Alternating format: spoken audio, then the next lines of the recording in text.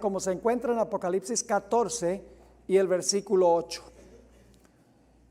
Dice: otro ángel le siguió diciendo, sigue al primer ángel: ha caído Babilonia, la gran ciudad, porque ha hecho beber a todas las naciones del vino del furor de su fornicación.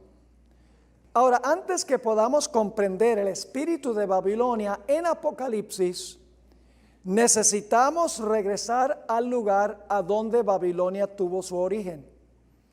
Y Babilonia tuvo su origen en Génesis, el capítulo 11. Ahora, los medios de comunicación seculares, los científicos, los gobernantes y las instituciones educativas de este país y de muchos otros países son incapaces de comprender cómo terminará la historia, porque ellos no creen que el relato de los primeros 11 capítulos de Génesis son historias confiables. Enseñan más bien que el mundo llegó a la existencia por un largo proceso de evolución, y que la historia que se encuentra en Génesis 11, al igual que todas las que se encuentran en los capítulos anteriores, son mitos o leyendas que nunca ocurrieron en la realidad. Y por esta misma razón, como no comprenden el principio, rechazan el relato del principio, tampoco son capaces de entender el relato en cuanto al fin en el libro de Apocalipsis. Para ellos, el libro de Apocalipsis es un libro de ciencia ficción, semejante a las profecías de Nostradamus. Para ellos, el último libro de la Biblia, el libro de Apocalipsis, es una colección de visiones aberrantes, cuyo significado es imposible de descifrar. Pero vamos a encontrar que si ignoramos o rechazamos la confiabilidad de la historia bíblica del principio, seremos también incapaces de comprender lo que va a ocurrir al final de la historia. Pues las historias de Génesis 1 al 11 son ilustraciones de lo que va a ocurrir en el futuro, son de carácter tipológico, en otras palabras. Al rechazar los relatos de Génesis y Apocalipsis, estaremos navegando en un océano de incertidumbre, sin compás y sin rumbo.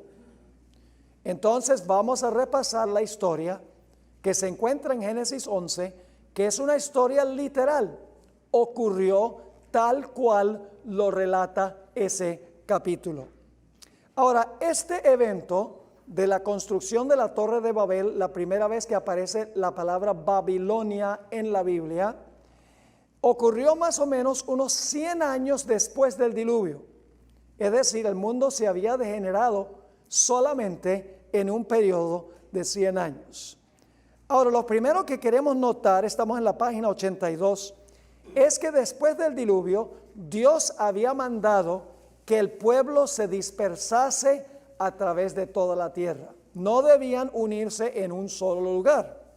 Dice en Génesis 9:1, bendijo Dios a Noé y a sus hijos y les dijo, fructificad y multiplicaos y ¿qué? Y llenad la tierra. Pero los constructores de la torre ignoraron y rechazaron ese mandato de Dios. En vez de dispersarse por toda la tierra, se reunieron en un lugar en una rebelión concertada contra Dios. Ahora, en el libro de Génesis, los nombres son muy importantes. Cada nombre tiene un significado de vital importancia. Quiero leerles un comentario que tenemos en cuanto a la importancia de los nombres en la Biblia. Esto se encuentra yo la traduje, The Interpreter's Bible Dictionary, Diccionario de los Intérpretes de la Biblia, tomo 3, páginas 500 y 501.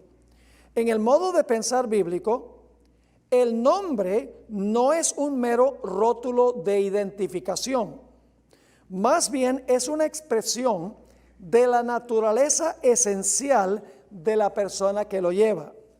El nombre de un hombre revela su carácter. Como lo dijera Milton, que era un poeta, Adán fue capaz de darle nombres a los animales, pues comprendía su naturaleza o su carácter. Más de 70 veces en Génesis se recalca la importancia del significado de un nombre. Por ejemplo, Eva, su nombre significa madre de todos los vivientes. Obviamente ese nombre le cuadra muy bien, porque eso fue ella en su carácter. El nombre Babel significa confusión, muy buena descripción del carácter del lugar. El nombre Betel, a donde Jacob vio la escalera que alcanzaba hasta el alto cielo, se llama casa de Dios. Peniel, donde Jacob luchó con el ángel, se llama rostro de Dios. Eso significa Peniel, porque es el carácter del lugar. Él dice, yo vi a Dios cara a cara y he sobrevivido para contar la historia. El nombre Jacob significa suplantador, ese era su carácter. Pero luego cuando luchó con el ángel, con Cristo en realidad, se le cambió su nombre porque su carácter había cambiado. Se le puso el nombre Israel, que significa príncipe de Dios. Donde Abraham estuvo dispuesto de ofrecer a su hijo, le puso el nombre Yahweh Jireh, que significa Jehová proveerá, porque allí Dios proveyó un carnero en lugar de Isaac, el hijo de Abraham. Solo estoy dando estos ejemplos para que vean que cuando Génesis usa nombres, no es solamente un nombre para distinguir ese lugar de otro lugar, ese nombre define el carácter de la persona que lleva el nombre o del lugar que lleva el nombre. Ahora, el fundador de Babilonia se llamaba Nimrod. Fue el constructor de Babilonia. Ustedes pueden conseguirlo en Génesis 10 y el versículo 8 al 11. ¿Qué significa el nombre Nimrod? Significa rebelión. El constructor de Babilonia fue un individuo cuyo nombre significa rebelión. Indica exactamente la intención que tenían los constructores de la ciudad de Babel y de la torre de Babel. Ahora vamos a examinar la historia de la construcción de la torre de Babel. Estamos en la página 83 en nuestro manual. Génesis 11 y el versículo 1 y 2. Nos dice que todos los habitantes hablaban un mismo idioma y emprendieron un solo proyecto. Dice allí, tenía entonces toda la tierra una sola lengua y unas mismas palabras. Y aconteció que cuando salieron de oriente hallaron una llanura en la tierra de Sinar y se establecieron allí. Cuando el texto nos dice que toda la tierra tenía una sola lengua y unas mismas palabras, no significa meramente que todo el mundo hablaba literalmente el mismo idioma. El contexto indica que, por así decirlo, estaban todos en la misma página de rebelión. Es decir, todos tenían el mismo espíritu, y ese espíritu era desobedecer a Dios, consolidándose en un solo lugar con un espíritu de rebelión para consolidar la rebelión. Es decir, tenían la intención de establecer un nuevo orden mundial. Y por lo tanto emprendieron este proyecto. Se describe en Génesis 11 y el versículo 3 y el versículo 4. Y se dijeron unos a otros: vamos, hagámonos ladrillos y cozámoslos con fuego. Y les sirvió el ladrillo en lugar de piedra y el asfalto en lugar de mezcla. Y dijeron: vamos, edifiquémonos. No dice que edifiquemos, dice edifiquémonos. Es una empresa egoísta. Edifiquémonos una ciudad y una torre, cuya cúspide llegue al cielo, y hagámonos un nombre. Esa expresión significa hagámonos famosos. Es decir, es una empresa centrada en el hombre, en honor a la grandeza y la fama de los constructores. Sigue diciendo, ahora, ¿qué era lo que ellos no querían? Hagámonos un nombre, por si fuéramos, ¿qué? Esparcidos sobre toda la faz de la tierra. No querían esparcirse, querían consolidarse en un solo lugar en rebelión contra Dios. Elena White, en el libro Patriarcas y Profetas, página 99, describe vívidamente esta empresa o esta tarea rebelde de los constructores. Dice así: decidieron construir allí una ciudad y en ella una torre tan estupenda, de tan estupenda altura, que fuera la maravilla del mundo. Estas empresas fueron ideadas para impedir que la gente se esparciera en colonias. ¿Qué era lo que ellos no querían? Que la gente se dispersara por toda la tierra y estableciera colonias en vez de estar todos unidos en un mismo lugar. Sigue diciendo, Dios había mandado a los hombres que se diseminaran por toda la tierra, que la poblaran y que se enseñorearan de ella. Pero estos constructores de la Torre de Babel decidieron mantener su comunidad unida en un solo cuerpo y fundar una monarquía que a su tiempo abarcara toda la tierra. Nuevo orden mundial, ¿sí o no? Así su ciudad se convertiría en la metrópoli de un imperio universal, un imperio mundial, un nuevo orden mundial, está describiendo ella, aunque no usa la terminología. Su gloria, la gloria de ellos, demandaría la admiración y el homenaje del mundo y haría célebres a sus fundadores. La magnífica torre, que debía alcanzar hasta los cielos, estaba destinada a ser algo así como un monumento del poder y sabiduría de sus constructores para perpetuar su fama hasta las últimas generaciones. ¿Cuál era el propósito de los constructores? El espíritu era atraer toda la honra y la gloria a ellos y en contra del Dios verdadero. Los fundadores de Babel, estamos en la parte de arriba de la página 84. Los fundadores de Babel tenían la intención de establecer un nuevo orden mundial en las riberas del río Éufrates. Era su deseo consolidarse en un solo lugar, continuar viviendo en pecado y salvarse a sí mismos por medio de la tecnología en caso de que hubiese otro diluvio. Suena algo parecido a lo que están diciendo en cuanto al cambio climático. Toda clase de soluciones y proposiciones humanas, sin incluir a Dios en la ecuación. La sierva de Dios describe que a ellos les faltó fe en la palabra de Dios. Dios había dicho que no iba a enviar otro diluvio. Pero ellos desconfiaron de la palabra de Dios y confiaron en sí mismos, en su tecnología. Construyeron la torre más alta que lo que alcanzaron las aguas del diluvio. Noten este comentario, Patriarcas y Profetas, página 112.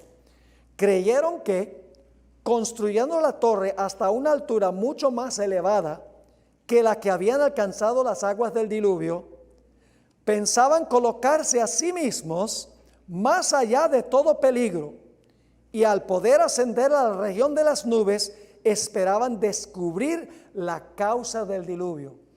Ellos sabían cuál era la causa. La historia era que Dios había mandado el diluvio. Ellos no querían creerlo.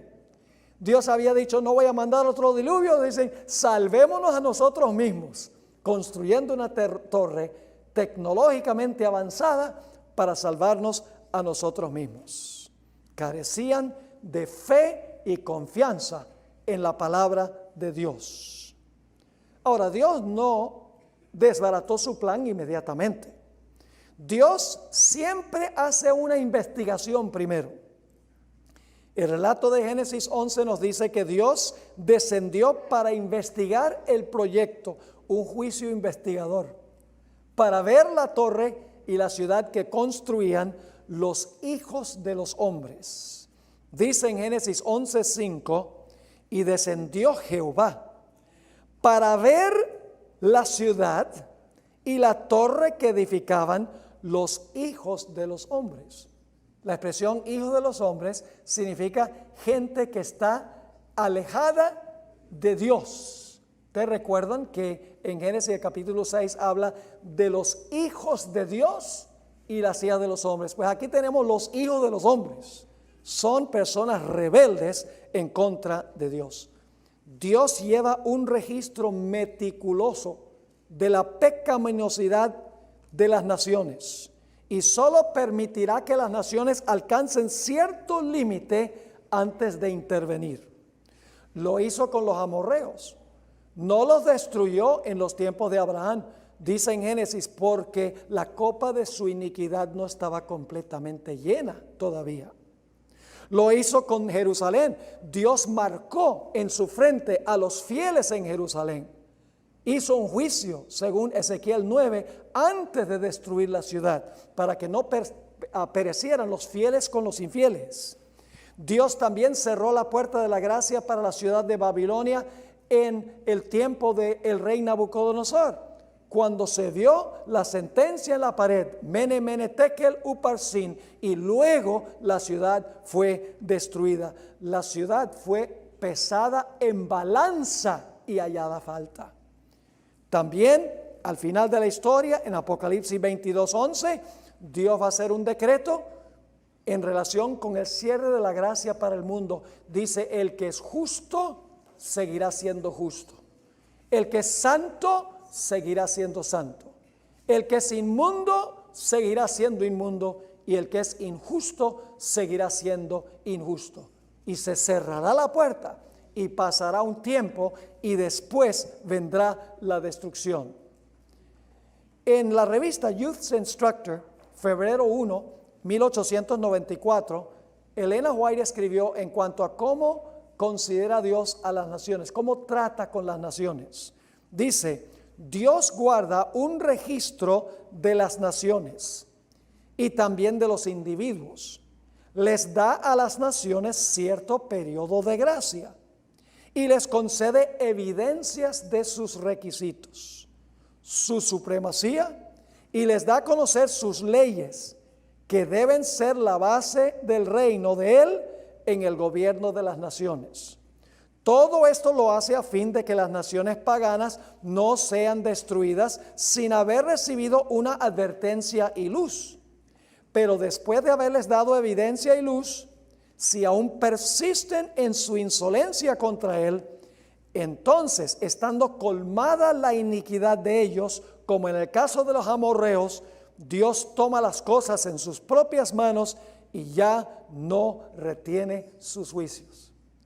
¿Han oído ustedes alguna vez esas citas del Espíritu de Profecía donde dice que cuando se imponga una ley dominical, eso será apostasía nacional que llevará a la ruina nacional? La hermana White tiene una cita donde dice que Dios registrará en el cielo apostasía nacional y será seguida por la ruina nacional. A esta nación se le va a cerrar la puerta de la gracia por ingratitud a Dios, una nación que ha tenido la mayor luz del evangelio en todo el mundo, pero que ha rechazado y que ha malogrado lo que Dios ha hecho para esta nación. Así que Dios hace su investigación y dice, han ido demasiado lejos. Génesis 11 y el versículo 6 y 7. Y dijo Jehová, he aquí el pueblo es uno. Significa que estaban todos unidos en esta idea de establecer un nuevo orden mundial. Y todos estos tienen un solo lenguaje, están en la misma página. Y dice, y han comenzado la obra. Es decir, esto era solamente el comienzo de la rebelión. Han comenzado la obra y nada les hará desistir ahora de lo que han pensado hacer. Ahora pues, descendamos y confundamos allí su lengua para que ninguno entienda el habla de su compañero. Dios pronuncia a base de su investigación el veredicto y el castigo que va a caer sobre ellos. Y luego viene la ejecución de la sentencia.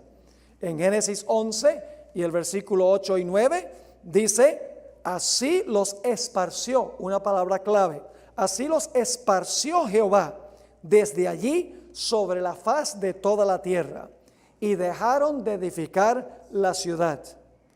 Por esto fue llamado el nombre de ella Babel, porque allí confundió Jehová el lenguaje de toda la tierra, y desde allí los esparció sobre la faz de toda la tierra.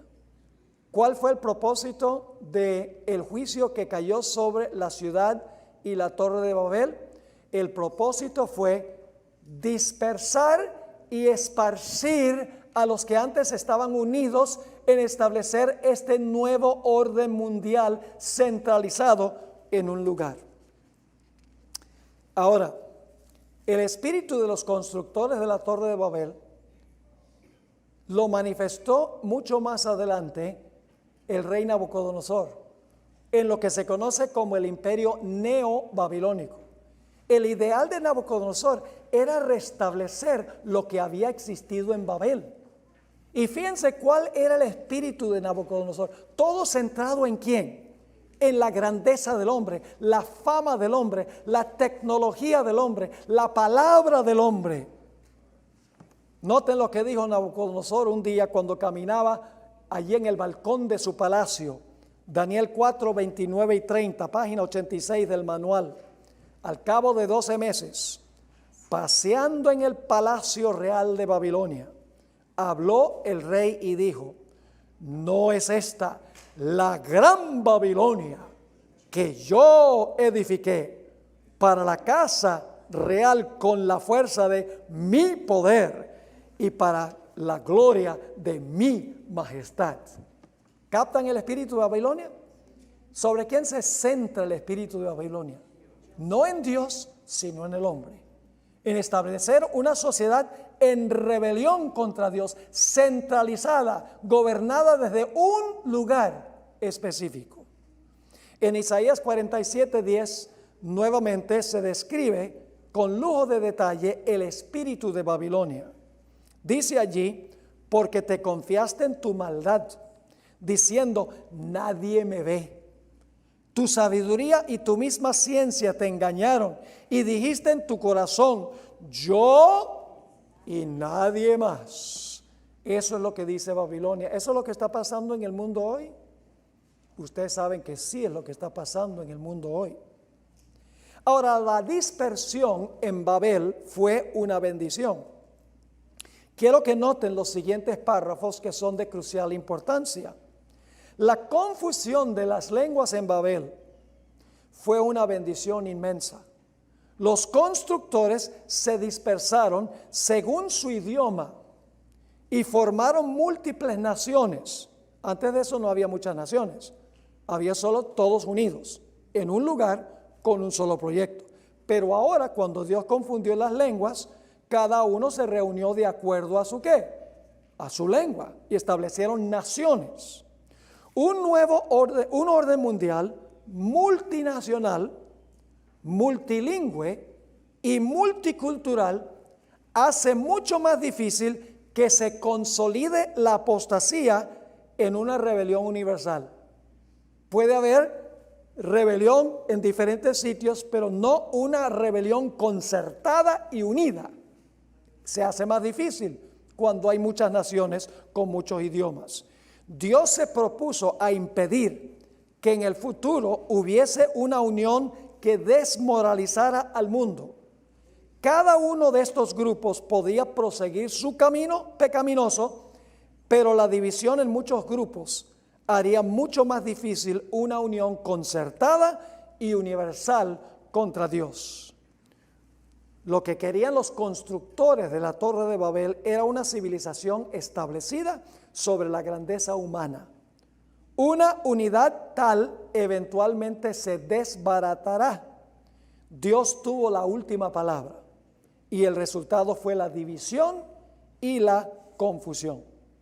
Y ¿saben algo interesante? Todas las falsas prácticas, las prácticas erróneas paganas que persisten en la Iglesia Católica Romana tienen su origen en la Torre de Babel.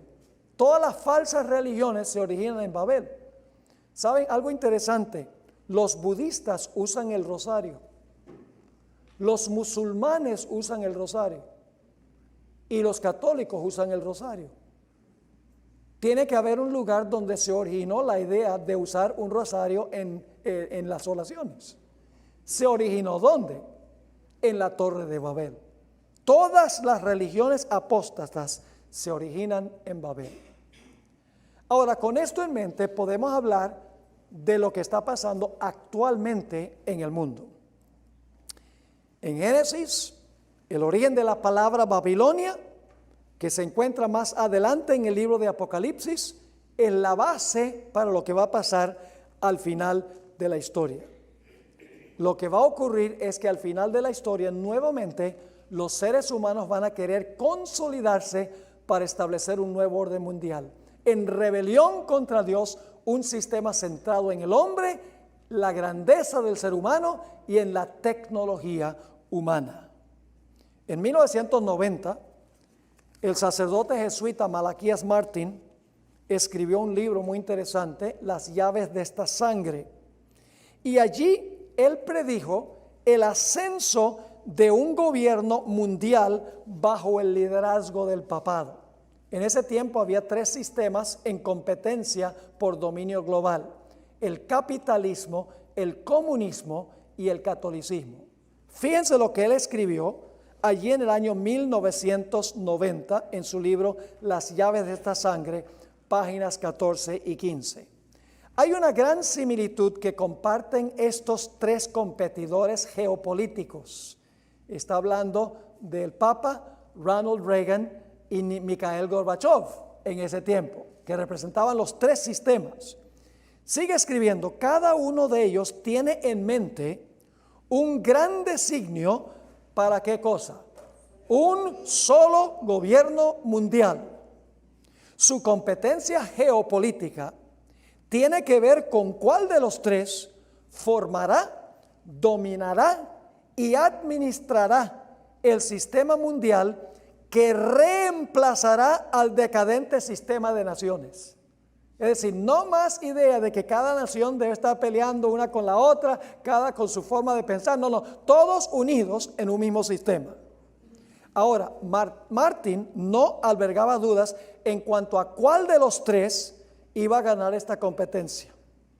Él estaba seguro, y lo escribió en su libro, que en esta competencia entre estos 3 competidores iba a ganar el papado, y él usó ese texto donde dice: a ti, Pedro, te digo que tú eres Petros, tú eres una piedrita chiquita, movible, y sobre esta roca, que Jesús estaba hablando de él mismo, pero los católicos interpretan que la roca es Pedro, sobre esta roca, sobre Pedro, dice: edificaré mi iglesia y las puertas del infierno no prevalecerán contra la iglesia. Él dijo, esa profecía indica que nadie va a poder vencer al poder papal. En su mismo libro, páginas 11 y 12, Malaquías Martín escribió: una vez que la competencia se haya decidido, el mundo y todo lo que está en él, nuestro estilo de vida como individuos y como ciudadanos de las naciones, nuestras familias y nuestros trabajos, nuestro comercio y dinero, nuestros sistemas educativos y nuestras religiones y nuestras culturas, hasta los símbolos de nuestra identidad nacional, que la mayoría de nosotros siempre hemos tomado por sentado, todo habrá sido poderosa y radicalmente alterado para siempre. Nadie puede quedar exceptuado de sus efectos. Ningún sector de nuestras vidas permanecerá intacto.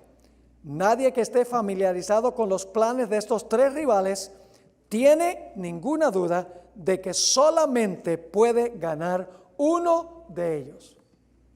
Y tendremos mucho más que decir de esto cuando estudiemos en cuanto a la bestia que se levanta del mar y la bestia que se levanta de la tierra. Ahora estamos estudiando solo el espíritu de Babilonia que existió al comienzo y que existirá también al final.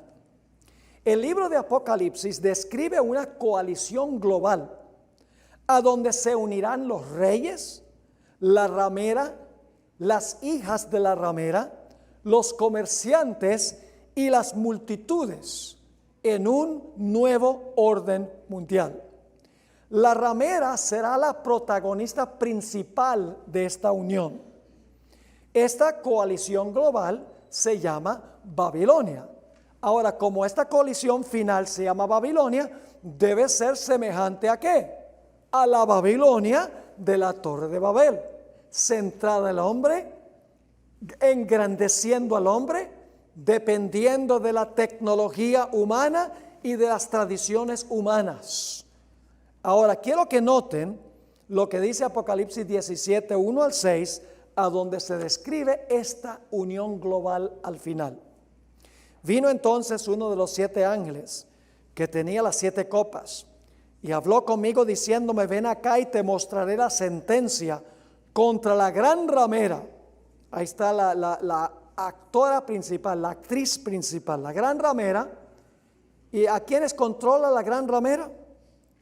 La cual está sentada sobre ¿qué? Muchas aguas. ¿Qué son las aguas? Todas las naciones, las multitudes, naciones, lenguas y pueblos. Con la cual han fornicado ¿quiénes? ¿Está unida con los poderes políticos del mundo también? Además de dominar las multitudes, sí. Con la cual han fornicado los reyes de la tierra, y los moradores de la tierra, es decir, los habitantes del mundo, se han embriagado con el vino de su fornicación.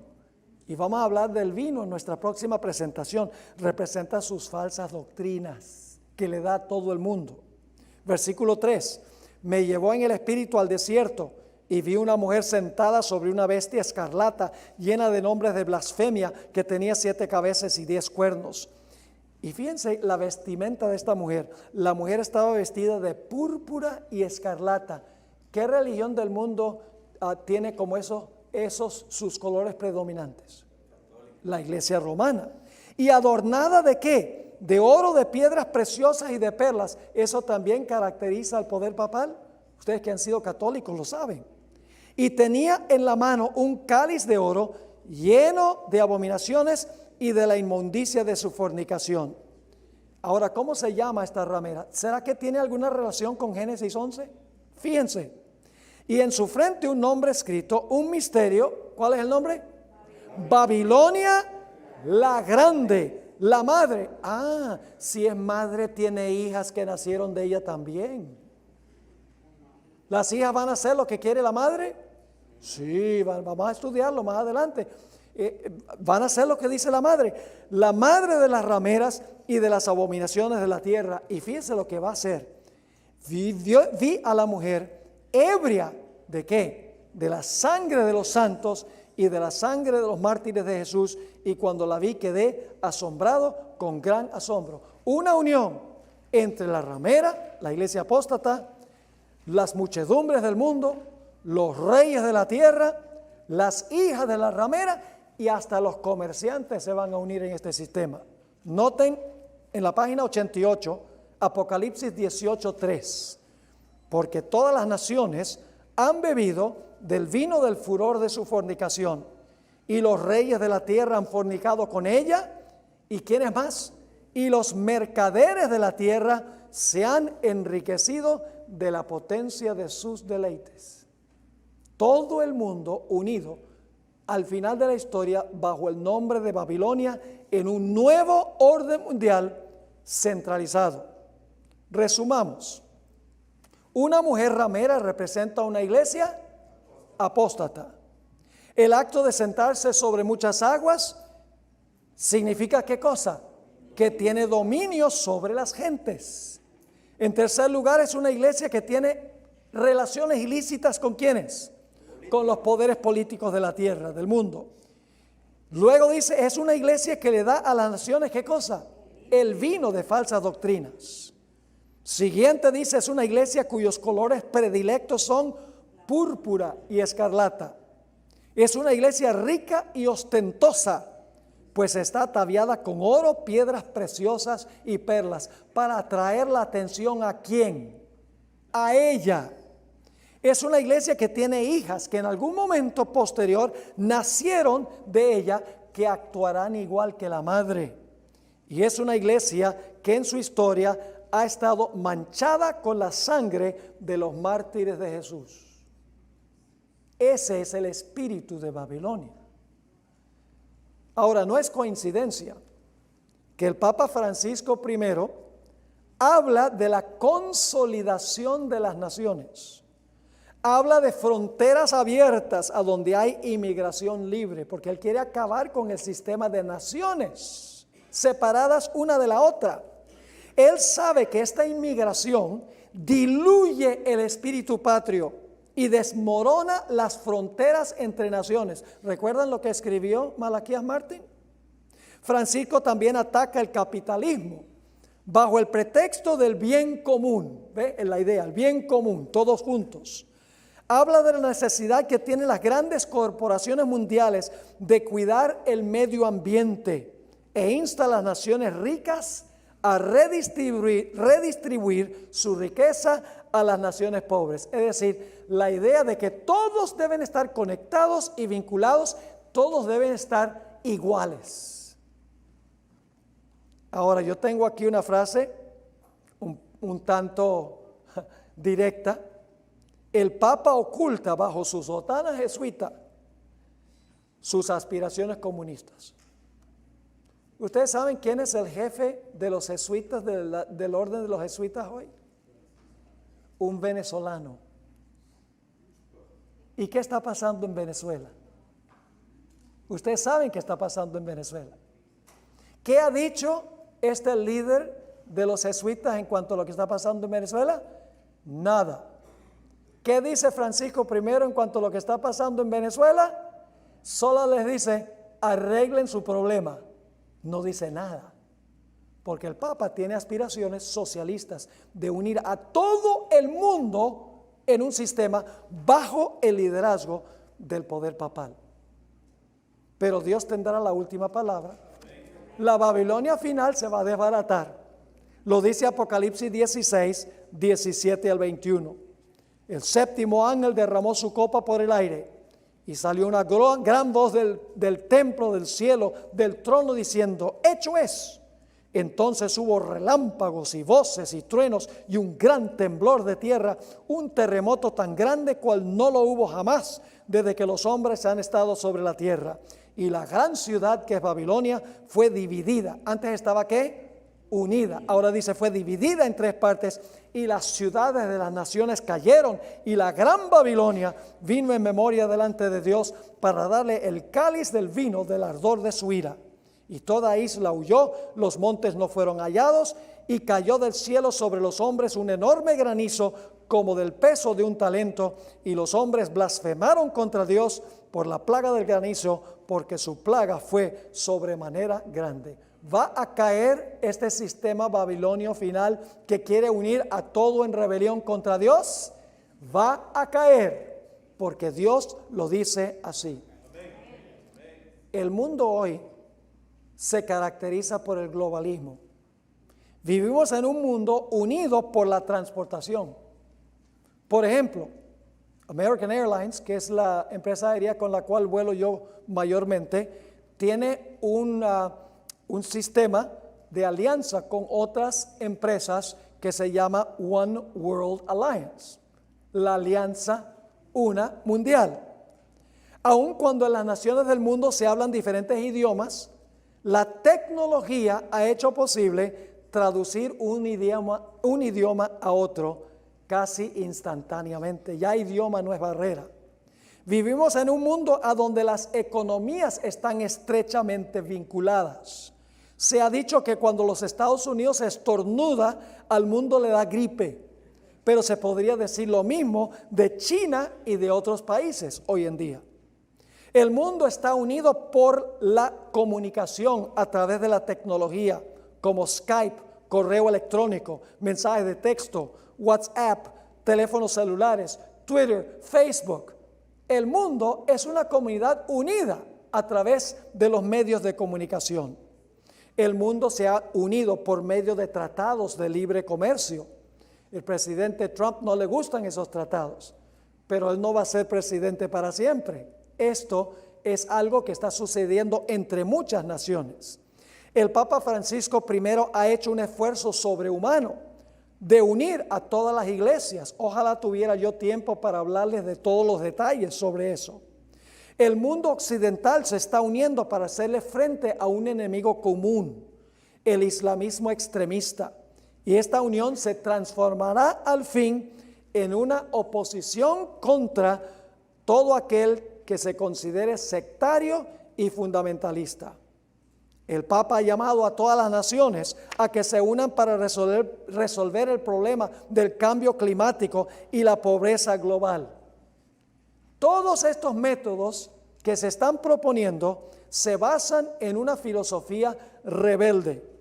El modo de pensar actual es posmoderno, a donde se enfatiza la tolerancia, la necesidad de ser políticamente correcto. Se enfatiza la unidad en la diversidad, el pluralismo, los derechos humanos, que cada uno pueda hacer lo que quiera hacer. Por eso, matrimonio gay, LGBT, ministros homosexuales, cualquier cosa va, porque cada uno decide qué es correcto y qué es incorrecto. ¿Cuáles son entonces las aspiraciones y los objetivos del papado? Estamos en la página 10. Aquí llegamos a una sección muy importante. Vamos a dejar que el papado mismo nos diga. Particularmente durante los últimos 120 años, desde que el Papa León XIII publicó su encíclica Rerum Novarum, han aparecido repetidas veces en la literatura social del papado 4 expresiones. La primera expresión que consiguen vez tras vez es el bien común. Eso significa que el individualismo es un enemigo que hay que evitar a toda costa. La segunda expresión, la solidaridad. Eso significa que debemos unirnos en un solo cuerpo ecuménico y evitar el sectarismo.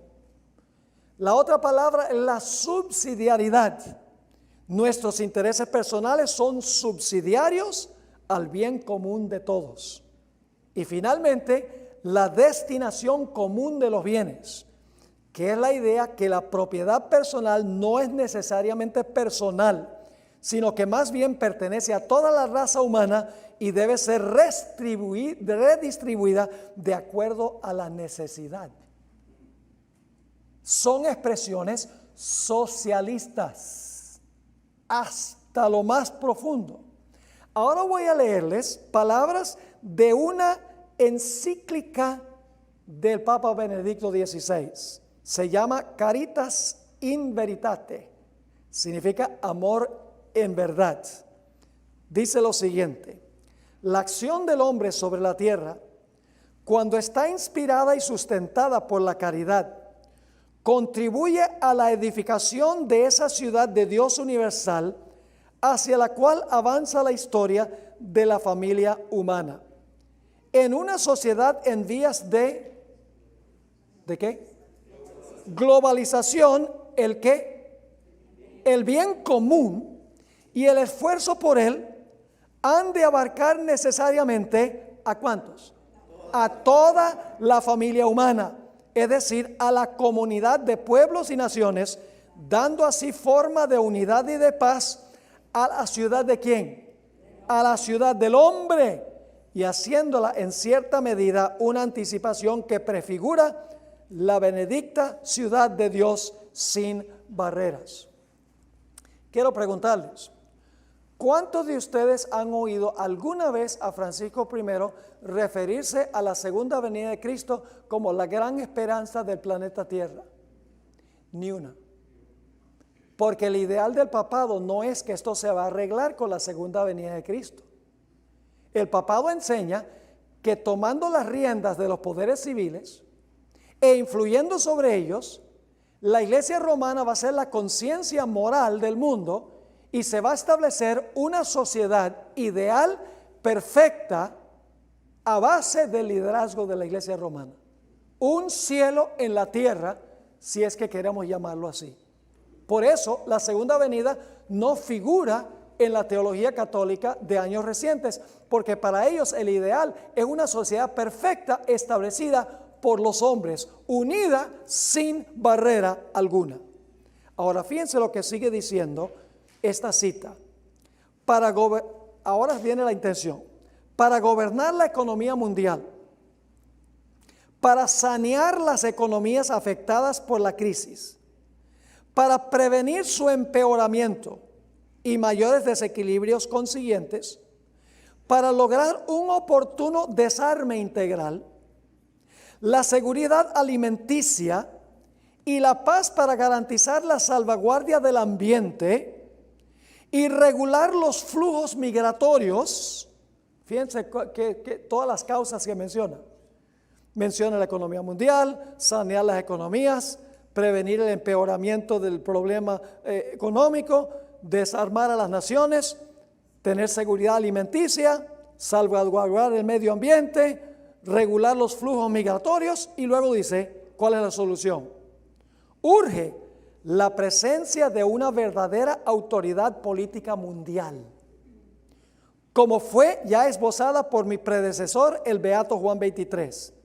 Esta autoridad deberá estar regulada por la ley, atenerse de manera concreta a los principios de subsidiariedad y de solidaridad, estar ordenada a la realización del bien común, comprometerse en la realización de un auténtico desarrollo humano integral, inspirado en los valores de la caridad en la verdad. Dicha autoridad, además, deberá estar reconocida por ¿cuántos? Por todos. Gozar de poder efectivo para garantizar a cada uno la seguridad, el cumplimiento de la justicia y el respeto de los derechos. Obviamente debe tener la facultad de hacer respetar sus propias decisiones a las diversas partes, así como las medidas de coordinación adoptadas en los diferentes foros internacionales.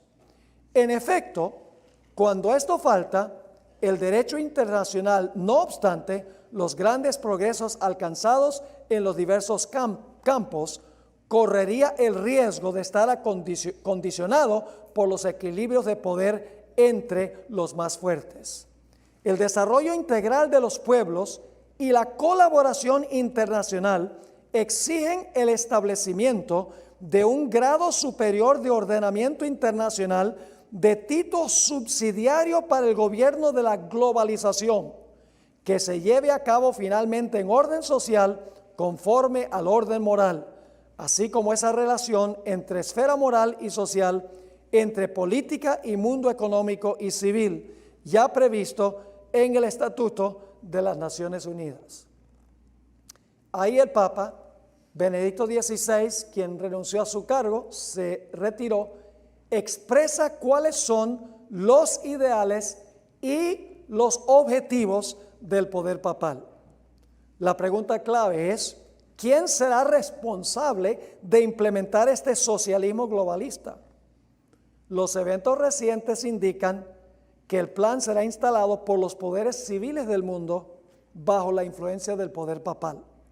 Lo que Benedicto escribió en su encíclica Caritas in Veritate tiene como fin instar a la comunidad internacional a aceptar y hacer cumplir la teoría moral del papado como la conciencia moral del mundo. El papado aspira así a restablecer la unión de la iglesia y el Estado tal cual existía en Europa durante los 1260 años. La ideología papal es que la iglesia sirva como la conciencia moral de los poderes civiles del mundo y que las naciones cumplan lo que el papado desea, especialmente, finalmente, que será la observancia del domingo como día de reposo. Esas son las aspiraciones del poder papal, hacer otra civilización como la que existió en la Torre de Babel. Exaltar al hombre, la grandeza humana, la filosofía humana, un nuevo orden mundial, consolidando todo en rebelión contra Dios. Elena White tiene unos comentarios muy interesantes sobre lo que va a pasar al final de la historia. Ella escribió en Eventos de los Últimos Días, página 140, el tal llamado mundo cristiano será el teatro de acciones grandes y decisivas. Hombres en posiciones de autoridad pondrán en vigencia leyes para controlar la conciencia, siguiendo el ejemplo de ¿quién? Los reyes lo van a hacer. ¿Por qué razón? Porque el papado lo dice. Sigue escribiendo, Babilonia hará que todas las naciones beban del vino del furor de su fornicación. Y luego dice, ¿qué cosa? Toda nación se verá envuelta. Acerca de ese mismo tiempo, Juan el revelador declara, y luego ella cita Apocalipsis 18, 3 al 7 y 17, 13 y 14, que no vamos a leer. Estos tienen un mismo propósito. Y ahora escuchen esto. Habrá un vínculo ¿de qué? De unión universal, una gran armonía, una confederación de las fuerzas de Satanás. ¿Suena eso como la Torre de Babel? Exactamente. Ahora, el deseo que tienen las Naciones Unidas y el mundo en general se basa en la plataforma del error y la rebelión contra el gran Dios creador. Es una filosofía que le roba a Dios su sabiduría y grandeza, su amor y su bondad.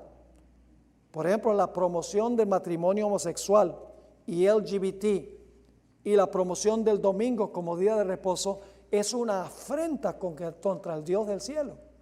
Porque Dios en la creación estableció varón y hembra. Dios casó a un hombre con una mujer. Dios estableció el sábado como día de reposo. Así que si este sistema mundial dice, no importa si te casas un hombre con un hombre, una mujer con una mujer, no importa si tienes ministros homosexuales, no importa cómo nazca una persona, si biológicamente nace un hombre, si se siente mujer, no hay ningún problema.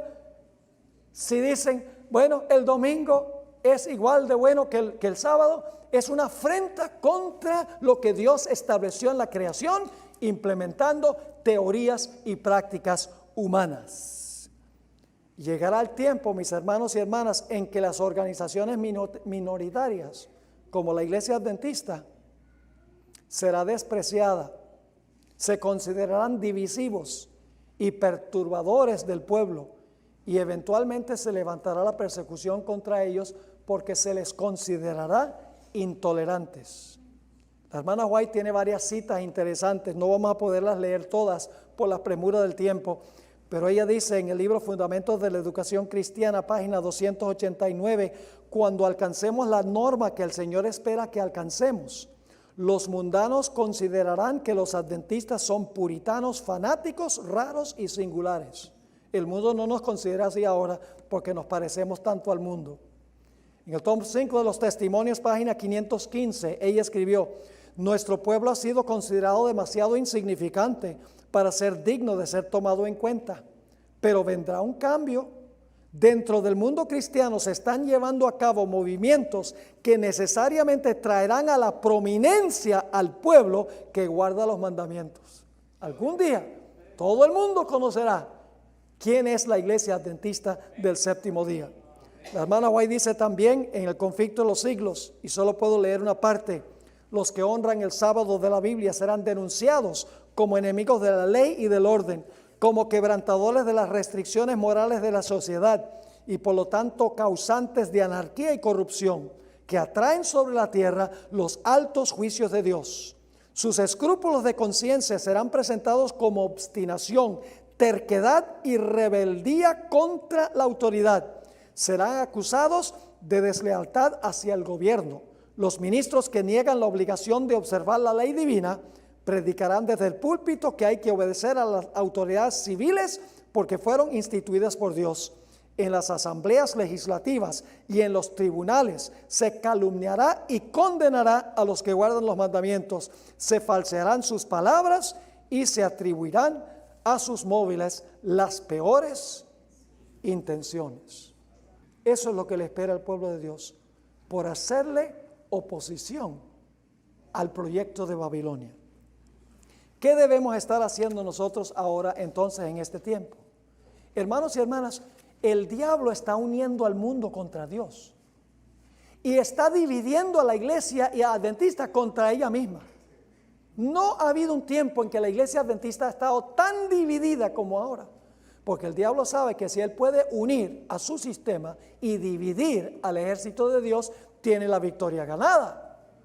La hermana White dice, y esta es la última cita que tenemos en la última página de este capítulo, Testimonios para la Iglesia, tomo 4, la página 21, dice, Cristo está sacando a un pueblo que se pare en perfecta unidad sobre la amplia plataforma de la verdad eterna. Dios quiere su iglesia, que su iglesia esté edificada sobre la verdad, nada más la verdad y solamente la verdad. Así que hermanos y hermanas, tendremos que hacerle frente a este ideal socialista que finalmente va a terminar en destrucción. Pero Cristo vendrá y establecerá su reino que nunca tendrá fin, y los que están con Jesús estarán con Él eternamente en el reino.